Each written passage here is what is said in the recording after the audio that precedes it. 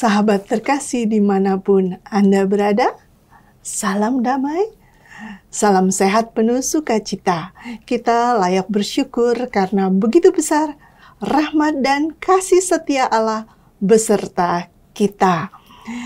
Saya, Laurencia Fani, senang sekali dapat menjumpai Anda kembali di acara kesayangan kita, Oase Rohani Katolik. Untuk edisi hari ini, kita akan mendengarkan bersama-sama firman Tuhan dan tentunya kita akan menggali inspirasi yang kita dapatkan untuk menghidupi oase rohani dalam hidup kita. Sudah hadir bersama kita Romo Stefanus Ruswan, MSF. Selamat datang Romo. Bagaimana kabar Romo? Baik, puji Tuhan. Sahabat Oase Rohani Katolik, perkenalkan saya Romo Stefanus Ruswan Budi Sunario, MSF. Biasa dipanggil Romo Wawan. Wawan. Nama kerennya ya Romo? Nama panggung. Nama ya panggilan aja. Iya. Selamat datang Romo dan terima kasih. Sama-sama sudah diundang sini, terima kasih juga. Kita segera mulai saja ya Romo. Baik. Baiklah sahabat Oase Rohani Katolik, kita mulai acara kita ini dengan doa pembuka oleh Romo. Silakan Romo. Marilah kita berdoa dalam nama Bapa dan Putra dan Roh Kudus. Amin. Rahmat Tuhan kita Yesus Kristus, cinta kasih Allah dan persekutuan Roh Kudus bersamamu dan bersama rohmu. Marilah berdoa.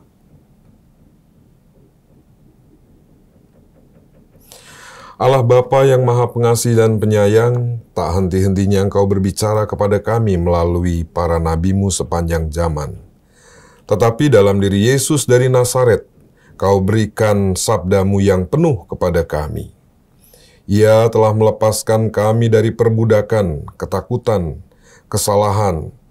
Kami mohon, buatlah kami siap sedia menerima Dia dan mendengarkan pesannya dengan penuh perhatian dengan pengantaraan Kristus Tuhan kami yang hidup dan berkuasa bersama Dikau dan Roh Kudus kini dan sepanjang segala masa. Amin. Amin. Antifon pembuka. Selamatkanlah kami ya Tuhan Allah kami, dan kumpulkanlah kami dari antara bangsa-bangsa, supaya kami bersyukur kepada nama-Mu yang kudus dan bermegah-megah dalam puji-pujian kepadamu. Bacaan pertama dari Kitab Ulangan bab 18 ayat 15 sampai 20. Sekali peristiwa berkatalah Musa kepada bangsanya, "Seorang nabi sama seperti aku akan dibangkitkan bagimu oleh Tuhan Allahmu dari tengah-tengahmu, dari antara saudara-saudaramu. Dialah yang harus kamu dengarkan. Di Gunung Horeb dulu, pada hari perkumpulan, kamu diminta Tuhan Allahmu dengan berkata, Aku tidak lagi mendengar suara Tuhan Allahku dan tidak mau lagi melihat api yang besar ini, supaya aku jangan mati. Lalu berkatalah Tuhan kepadaku, apa yang dikatakan mereka itu baik. Aku akan membangkitkan bagi mereka seorang nabi seperti engkau dari antara saudara-saudara mereka sendiri. Aku akan menaruh firman-Ku dalam mulutnya, dan ia akan mengatakan kepada mereka segala yang Kuperintahkan kepadanya. Orang yang tidak mendengarkan firman-Ku yang akan diucapkan oleh nabi itu demi nama-Ku, daripadanya akan kutuntut pertanggungjawaban. Tetapi seorang nabi yang berani mengucapkan demi nama-Ku perkataan yang tidak Kuperintahkan, atau yang berkata demi Allah lain, nabi seperti itu harus mati. Demikianlah sabda Tuhan. Syukur kepada Allah. Mari kita tanggapi dengan Mazmur Pada hari ini, kalau kamu mendengar suara Tuhan, janganlah bertegar hati. Pada hari ini, kalau kamu mendengar suara Tuhan, janganlah bertegar hati. Marilah kita bernyanyi-nyanyi bagi Tuhan, bersorak-sorai bagi gunung batu keselamatan kita. Biarlah kita menghadap wajah-Nya dengan lagu syukur, bersorak-sorailah baginya dengan nyanyian mazmur. Pada hari ini, kalau kamu mendengar suara Tuhan, janganlah bertegar hati. Masuklah, mari kita sujud menyembah, berlutut di hadapan Tuhan yang menjadikan kita. Sebab Dialah Allah kita ini umat gembalaannya, serta kawanan dombanya. Pada hari ini, kalau kamu mendengar suara Tuhan, janganlah bertegar hati. Janganlah bertegar hati seperti di Meriba, seperti waktu berada di Meriba di padang gurun, ketika nenek moyangmu mencobai dan menguji aku, padahal mereka melihat perbuatanku. Pada hari ini, kalau kamu mendengar suara Tuhan, janganlah bertegar hati. Bacaan kedua dari surat pertama Rasul Paulus kepada jemaat di Korintus, bab 7 ayat 32 sampai 35. Saudara-saudara, aku, Paulus, ingin supaya kamu hidup tanpa kekhawatiran.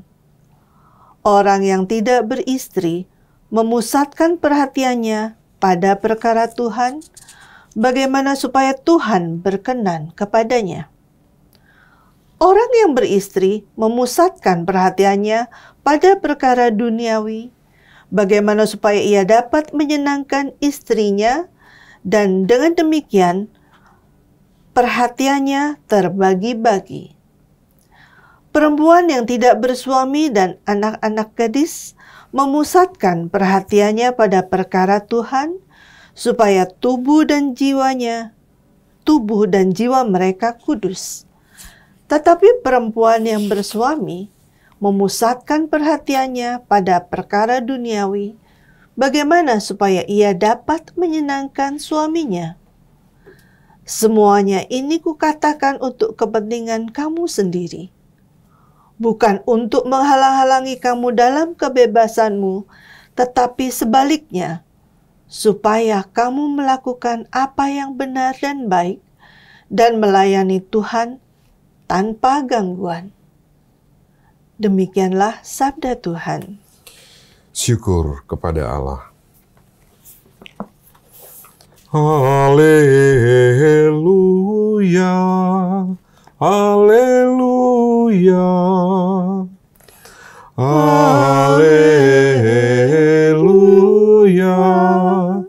haleluya. Bangsa yang diam dalam kegelapan telah melihat terang yang besar. Dan bagi mereka yang diam di negeri yang dinaungi maut, telah terbit terang. Alleluia,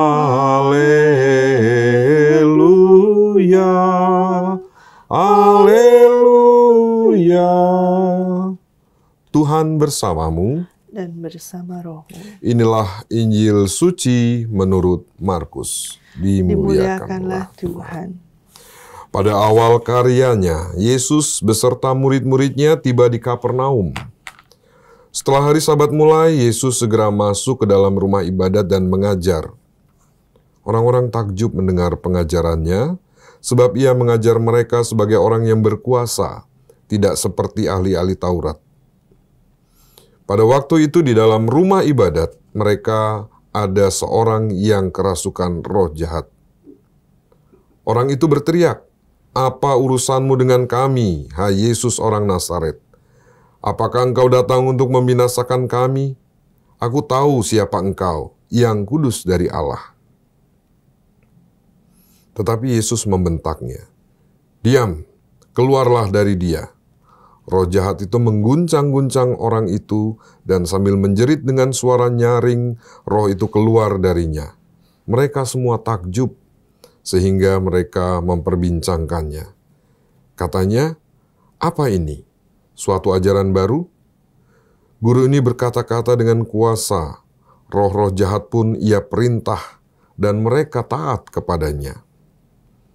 Lalu tersebarlah dengan cepat kabar tentang Yesus ke segala penjuru di seluruh daerah Galilea. Demikianlah sabda Tuhan. Terpujilah Kristus. Sahabat Oase Rohani Katolik yang dikasihi Tuhan, sudah kita simak bersama firman Tuhan. Sekarang marilah kita simak bersama permenungan yang akan dibawakan oleh Romo Wawan. Silakan Romo. Terima kasih. Sahabat Oase Rohani Katolik, dalam hidup sehari-hari, kalau kita melihat film horor bagi yang suka, ya, atau kebetulan tanpa sengaja kita menyaksikan film horor, ada hal yang menarik. Setan atau iblis itu ditampilkan tidak langsung dalam bentuk yang menyeramkan. Ya. Dia ditampilkan biasanya dalam bentuk entah wanita cantik, entah pria tampan, tapi tiba-tiba menjadi kuntilanak, atau yang tampan menjadi Dracula, begitu ya. Berubah wujud setelah lawannya itu terperangkap pada kecantikannya, pada ketampanannya, atau pada kebaikannya. Jadi tidak semua roh jahat, tidak semua iblis, tidak semua setan itu langsung digambarkan mengerikan, langsung menunjukkan kejahatannya. Dan beginilah yang terjadi dalam hidup sehari-hari dan iman kita. Dalam Injil tadi juga dikisahkan Yesus berjumpa dengan orang yang kerasukan roh jahat. Dan yang menarik adalah roh jahat itu mengenal, sungguh tahu. Sementara orang-orang lain bertanya-tanya, ini siapa? Ini kenapa berwibawa sekali? Ini kenapa punya kuasa sekali? Sementara roh jahat itu sudah langsung mengakui, engkau adalah yang kudus dari Allah. Tetapi perbedaannya adalah walaupun dekat, kenal, dan mengakui, ini bukan memuliakan. Ini perbedaannya. Nah, dalam hidup sehari-hari kita pun seringkali kita melihat, seringkali kita bertanya-tanya, ini benar nggak sih memuji Tuhan? Atau kita bertanya pada diri kita sendiri, benar nggak sih aku ini melakukan ini, ibadat, berdoa sungguh atas dorongan Roh Kudus? Jangan-jangan seakan-akan baik, seakan-akan aku memuji Tuhan, seakan-akan aku melayani, tapi ini dorongan roh jahat. Hari ini kita diingatkan bahwa tidak semua yang kelihatannya baik itu sungguh sebagai pujian kepada Tuhan. Siapa tahu ini dorongan dari roh jahat untuk kembali kepada kita. Bukan menjadi buah bagi sesama, bukan menjadi suatu pujian bagi kemuliaan Allah, tapi satu kebutuhan untuk diriku sendiri. Untuk dipuji, untuk, wah dia dekat ya dengan Tuhan, setiap hari misa, setiap hari berdoa, doanya panjang. Tapi kita lihat buahnya dalam hidup sehari-hari bagaimana. Nah, sahabat Oase Rohani Katolik, mari kita renungkan dalam diri kita masing-masing. Mari kita refleksikan, mari kita lihat. Mungkin aku sudah terlihat baik, tetapi apakah sungguh kebaikan itu terdorong dari Roh Kudus? Jangan-jangan kuasa roh jahat yang menggerakkan kita untuk itu. Karena roh jahat pun, ya tadi dalam Injil, mengenal Tuhan, mengakui yang kudus, tetapi bukan memuji. Ya. Semoga lewat sabda Tuhan hari ini kita sungguh bisa melihat dengan jernih diri kita, relasi kita dengan Tuhan, dan kita bisa sungguh melihat diriku apakah sudah dikuasai oleh Roh Kudus, apakah masih dikendalikan oleh roh jahat. Begitu. Iya, melalui apa Romo? Melalui apa? Saya bisa tahu begitu loh Romo, dikuasai oleh oh, ini Roh Kudus atau Roh Kuda, atau Roh Jahat gitu kan ya. Iya, Roh Kudus atau Roh Kuda atau Roh Jahat gitu ya. Karena tipis bedanya memang ya. Dalam tradisi Katolik kita punya yang namanya discernment, membedakan. Memang tidak mudah membedakan ini gerakan Roh Kudus atau gerakan Roh Jahat, itu sulit untuk sungguh kita lihat. Maka ada permenungan, ada discernment, pembedaan roh. Aku berdoa setiap hari, aku melayani, ini sungguh karena gerakanku dari dalam, atau karena aku melarikan diri dari rumah, melarikan diri dari pasangan, karena udah bosen sama pasangan di rumah, terus lari untuk melayani. Seakan-akan kan baik ya. Tapi bukan hanya karya, bukan hanya pelayanan, bukan hanya doa yang panjang, bukan hanya ini dan itu, tapi kita juga harus melihat ke dalam. Benar nggak ini aku didorong oleh Roh Kudus?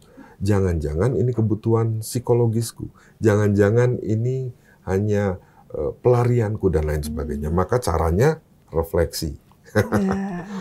Hidup orang Katolik adalah hidup yang harus selalu direfleksikan. Kalau kita perhatikan dalam doa-doa malam, baik di puji syukur atau dulu di Mada Bakti, ada hening sejenak. Itulah tempatnya. Hari ini aku udah ngapain aja sih? Terus yang mendorong aku ngapain itu siapa? Roh Kudus atau Roh Jahat? Jangan-jangan hanya Roh Jahat. Apakah hidupku sudah berbuah? Kalau buahnya baik, jelas itu Roh Kudus. Tapi kalau buahnya mungkin malah orang menjadi sebel lihat kita atau malah sakit hati, ya mungkin itu dorongan dari Roh Jahat. Begitu. Iya. Iya, Romo. Jadi kita harus selalu refleksi ya. Iya. Refleksi terus-menerus. Saat refleksi, misal nih yang paling dekat seperti pelayanan saat ini kita ya. Oh, apakah aku memang melayani Tuhan untuk mewartakan firman, atau aku mau ngetop gitu ya, aku mau mencari panggung gitu ya. Nah, itu bisa kita gali terus ya saat refleksi itu sendiri ya. Misalnya, aku merasa bahwa aku melayani, tapi ada yang menolak aku. Ada 1 atau 2 orang yang misalnya ini.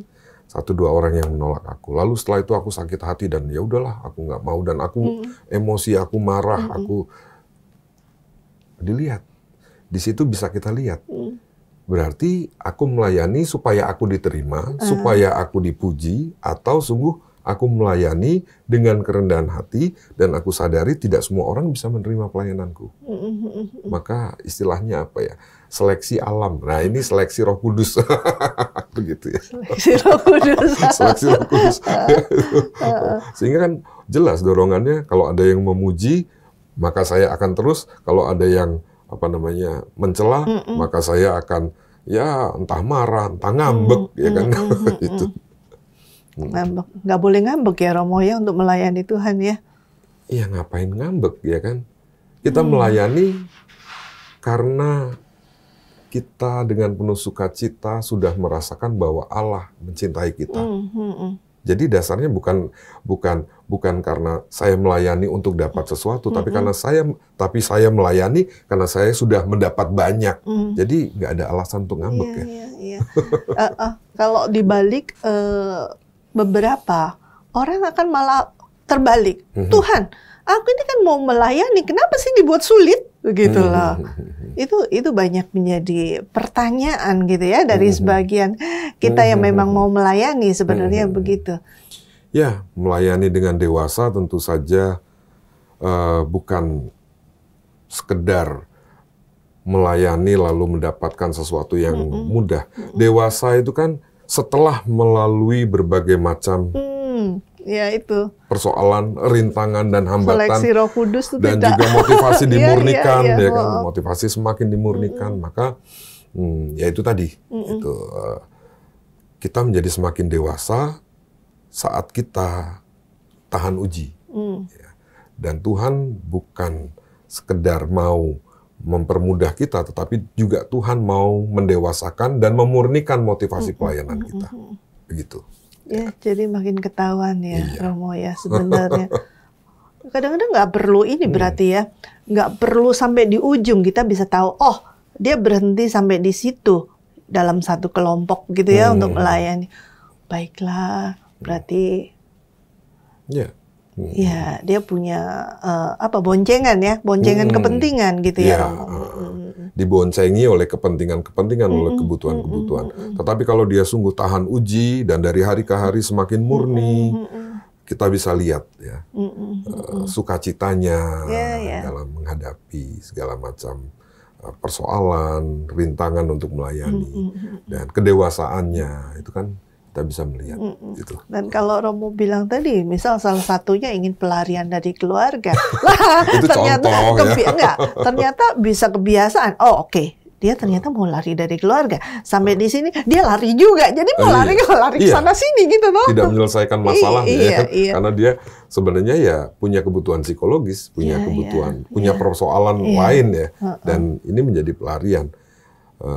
Ya itu jadi masalah. Kalau setelah ini lari lagi, hidupnya cuma buat lari-lari. Iya.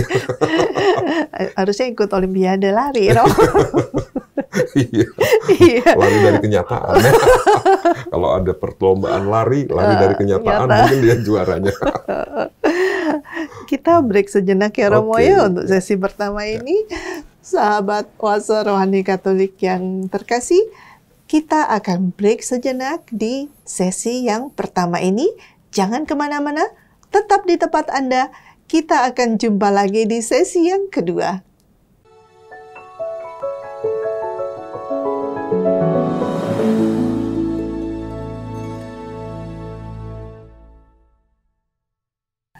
Sahabat Oase Rohani Katolik yang terkasih, jumpa lagi di sesi kedua. Terima kasih untuk kesetiaan Anda masih bersama kami.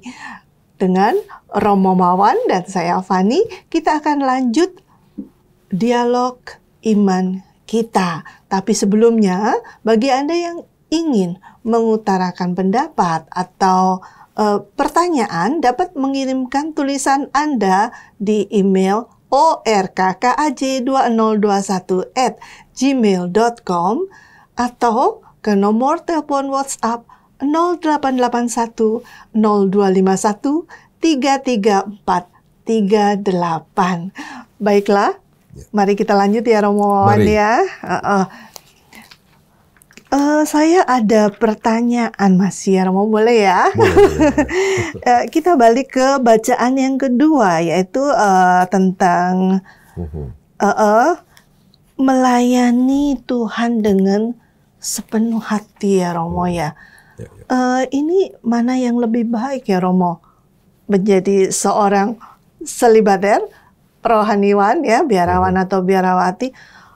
Apakah seseorang yang memilih untuk hidup berkeluarga itu tidak bisa melayani dengan sepenuh hati itu gitu, Romo? Iya. Ya, semua orang Kristiani dipanggil untuk melayani. Untuk menjadi berkat bagi orang lain. Dan perlu dilihat bahwa dalam gereja Katolik ada panggilan hidup selibat, ada panggilan hidup berkeluarga.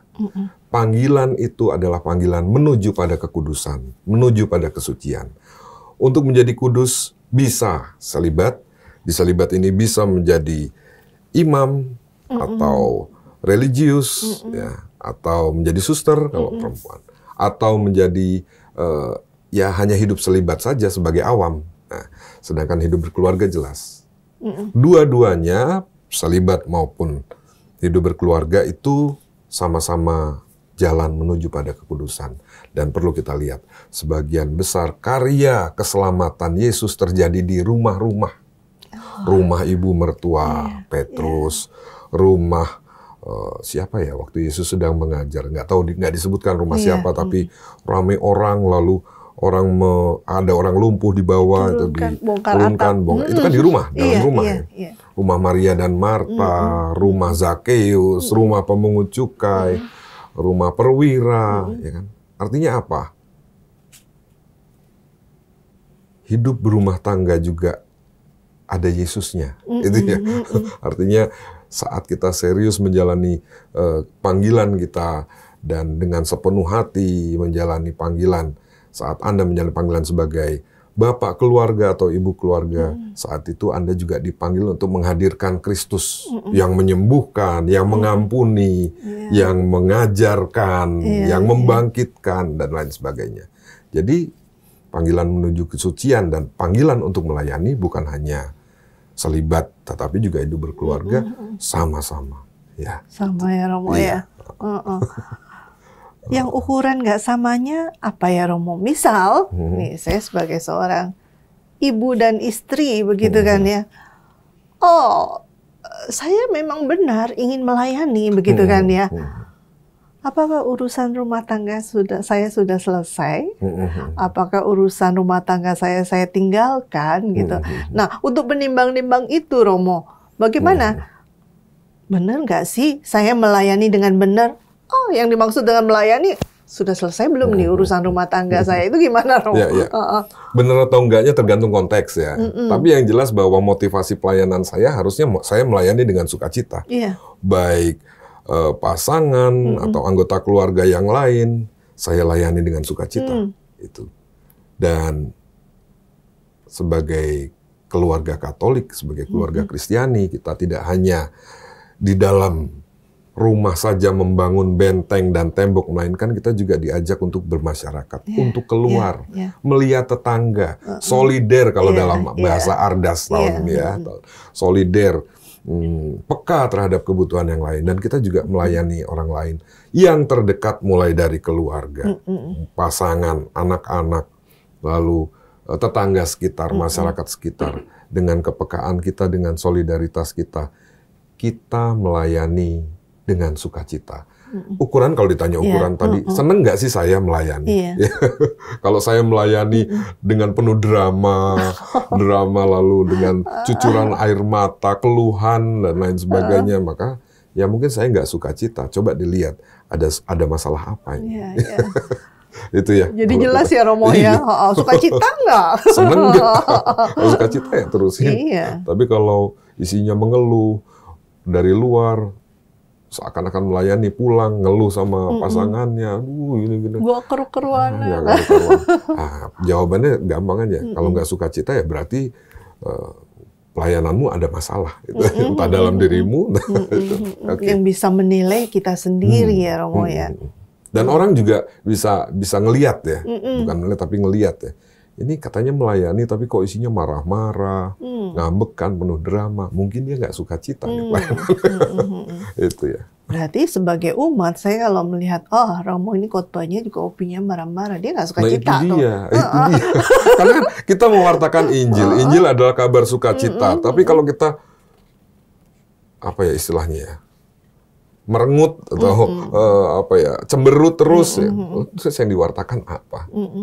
Ya. Tetangga kita yang bukan Katolik nggak pernah baca Injil, nggak pernah kenal Yesus, ya taunya mungkin dengan istilah lain. Tetapi saat kita orang Katolik senyum, sukacita di hadapan dia, kita udah mewartakan Injil. Karena Injil adalah kabar sukacita. Tapi kalau kita sama tetangga, sama orang lain yang dibahas adalah hal-hal negatif, ngomongin orang yang jelek-jelek, terus yang kita wartakan apa sebagai orang Katolik? Iya kan? Benar. Nggak ada guna ujung-ujungnya. Dan semua orang dibaptis adalah misionaris. Utusan, dipanggil untuk mewartakan. Baik bapak keluarga, ibu rumah tangga, pastor, suster, semuanya misionaris. Diajak untuk mewartakan, dipanggil untuk mewartakan kabar gembira, mewartakan Injil. Iya. Kita semua diutus ya Romo ya. Nah, terus ada pertanyaan lagi nih Romo. Di Injil suci ya menurut Markus. Untuk tadi yang melihat bahwa tadi di sesi pertama Romo sudah menjelaskan ya, benar nggak ini menurut ya bisikan setan atau benar Roh Kudus begitu kan ya. Nah, untuk membuat satu keputusan itu kita kan Romo, dipengaruhi oleh orang terdekat, atasan kita, atau lingkungan. Itu saat kita mulai kecil sampai kita dewasa, sampai kita udah dewasa lanjut. Nah, sekarang sebaliknya, kita mempengaruhi di usia kita yang sekarang, itu kita banyak mempengaruhi orang lain gitu. Saat kita membuat keputusan atau mempengaruhi orang lain itu, apa sih Romo yang mesti kita lakukan sebelumnya gitu ya? Agar ya jangan terjerumus dalam satu keputusan besar atau kecil yang salah gitu loh. Ya. Di usia kita. Oh, lu aja kali. Emang kita seumuran. Tapi gini, intinya untuk memutuskan sesuatu, ya, dasar dari pengambilan keputusan itu bukan hanya emosi. Ya, itu udah jelas menunjukkan kedewasaan. Ya. Kalau saya memutuskan atas dasar emosi, suka tidak suka, atas dasar kemarahan, sementara emosi kan bisa berubah-ubah. Ya. Maka tentu saja keputusan itu bukan keputusan orang dewasa, bukan keputusan yang menjadi berkat, bukan keputusan yang terbaik. Sebelum mengambil keputusan, kita diajak untuk refleksi, kontemplasi, melihat gerak roh. Yang tadi tipis, yang sulit dibedakan itu ya. Ini benar nggak ya? Ini baik nggak ya? Apa dasar keputusanku? Apa motivasinya dan lain sebagainya? Maka keputusan, oke, kita harus cepat mengambil keputusan, tetapi keputusan itu juga harus berdasarkan pada itu tadi. Ini dorongan Roh Kudus atau bukan? Ini baik buruknya apa? Bukan keputusan emosional. Itu. Sehingga ujungnya kita bisa membawa damai untuk semua orang. Ya, ada konsekuensi. Dan kita, setiap keputusan kan, setiap pengambilan keputusan ada yang namanya konsekuensi. Konsekuensi itu ya harus kita pertanggungjawabkan juga. Begitu ya. Entah keputusan apapun. Bangun tidur aja kita mau memutuskan mandi atau makan. Ya kan? Konsekuensinya ya tahu sendiri ya, mandi berarti konsekuensinya ya menunda makan. Makan berarti ya belum makan kok mandi. Ya kan? Belum mandi kok makan. Itu aja kita udah ada konsekuensinya. Sekecil apapun. Maka ya itu tadi, kita diajak untuk membuat keputusan-keputusan yang reflektif, yang bisa dipertanggungjawabkan kemudian. Bukan hanya emosional. Itu. Dan itu emosional atau enggak itu sangat dipengaruhi oleh itu, pertumbuhan iman kita ya Romo ya? Ya, tentu saja. Ya, kita harus punya kedewasaan emosi. Dan orang semakin dewasa, kita juga punya kecerdasan spiritual. Harusnya. Ya, harusnya punya kecerdasan spiritual yang bisa mengatur emosi. Dan kecerdasan spiritual itu tadi bisa mempertimbangkan kebaikan dan keburukan, konsekuensi-konsekuensinya dan lain sebagainya. Dan nggak terlepas dari attitude ya Romo ya? Ya, tentu saja. Semakin dewasa, ya keputusannya juga harus dewasa. Jangan sampai semakin dewasa tapi kok masih kekanak-kanakan ya. Termasuk keputusannya masih keputusan emosional yang kekanak-kanakan. Romo. Ya, kita memang hidup saling mempengaruhi nih Romo ya. Dan semoga kita makin bisa bertumbuh dewasa dalam iman maupun dalam kehidupan kita sehari-hari gitu ya. Romo punya closing statement ya untuk pembicaraan kita pada hari ini. Sebagai closing statement, saya mau menyampaikan bahwa semua orang Kristiani itu diutus. Diutus untuk mewartakan Kristus, mewartakan Injil. Injil adalah kabar sukacita. Maka mari kita melayani siapapun ya, dengan penuh sukacita. Terima kasih. Sama-sama kasih Romo. Sama-sama. Semoga kita dikuatkan. Amin. Amin untuk dapat melayani dengan sukacita. Baik Romo, kita sudah habis waktunya.